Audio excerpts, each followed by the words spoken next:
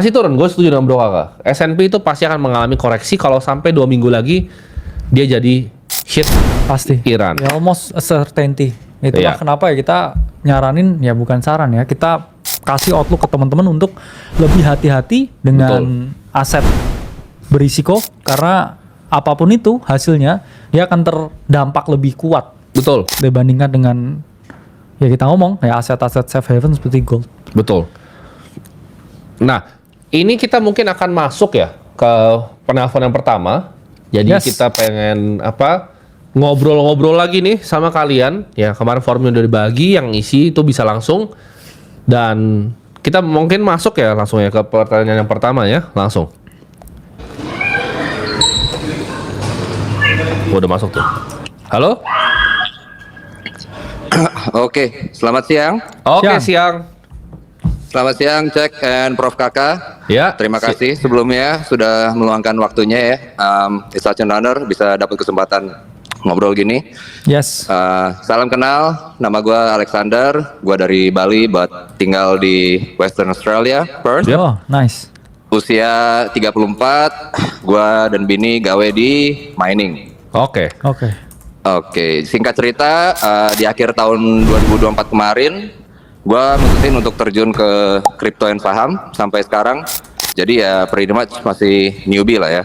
Ya. And BTW gue juga member AC juga. Siap. Oke, so pendapatan keluarga bini dan gue itu monthly di 13.352. So Ini around Australian dollar? 133 Australian dollar. Oke. Jadi sekitar 133 sampai 135 juta per bulan. Saving ratio gua itu very close to 50%. Jadi per bulan bisa nabung ya sekitar 6 ribuan. Ya, 60-an juta, 70 juta lah berarti. Nice. Betul. Portofolio gua di kripto so far ada di 42.573. Ini USD atau? Sorry, Australian dollar. Oke. 42.573. Saham Indo gua ada di 384 juta so far. Sorry, saham apa? Indo. Indo Saham berapa? Indo, iya itu. 384. 384 juta Rupiah. rupiah. Oke. Sorry. Gua akan dapat bonus dari company gua juga sebelumnya karena mereka underpay. Ya. 200 juta, mereka bakal bayar 200 juta. Ya. Posisi di bank gua so far ada 42.324. Ya, jadi gua 4.000, depositoin di sorry? sana supaya 42.000. Sorry. Oke. Banknya di bank apa? 42.324 Australian dollar. Oke. Jadi gue depositoin di sana sengaja supaya cicilan KPR-nya supaya slightly better juga gitu ya. Oke. Ya, jadi gue gak ada hutang sama sekali kecuali KPR, which is 386.827. Ya. Itu hutang KPR-nya. Oke.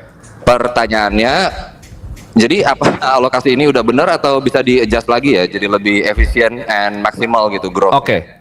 Berarti And secondly, apa ada cara lain or any suggestions dari Cek, dari Prof, ada tips supaya gue bisa reach financial freedom? Karena ultimate goal gue ya financial freedom sih. Gitu. Oke. Jadi untuk ultimate goalnya adalah financial freedom. Kalau financial freedom itu gue biasa bikin, gue nggak suka dengan 4% rule karena menurut gue inflasi itu lebih tinggi dari itu. Jadi untuk financial freedom kita itu punya konsep pendapatan tahunan tuh harus berkali-kali lipat, harus besar sekali. Nah ini kan pendapatannya besar ya sebenarnya. Pendapatannya sekitar berarti bisa nabung 130 juta. Dengan kemampuan nabung berarti bisa 60 sampai 70 juta setiap bulannya. Nah, portofolio kriptonya apa ini kalau boleh tahu? Bitcoin 98,32%, Ethereum 1,61%, Parachain 0,07%. Oke. Nice. Risk profile-nya apa? Agresif kah, moderat kah, konservatif kah? Gua karena sadar gua belum kaya, jadi gua suka yang agresif. Jadi saham Indo agresif, Bitcoin ya bisa dibilang Oke. agresif juga ya. Oke.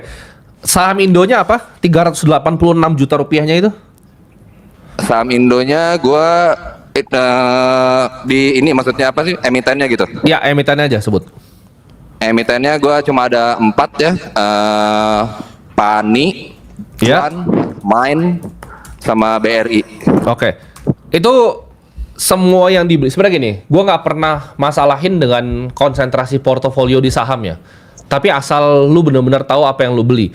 Karena gini, mining itu ngambil waktunya banyak nggak dalam apa pekerjaannya biasa full time, bener-bener full time, ada waktu nggak untuk analisa-analisa seperti ini?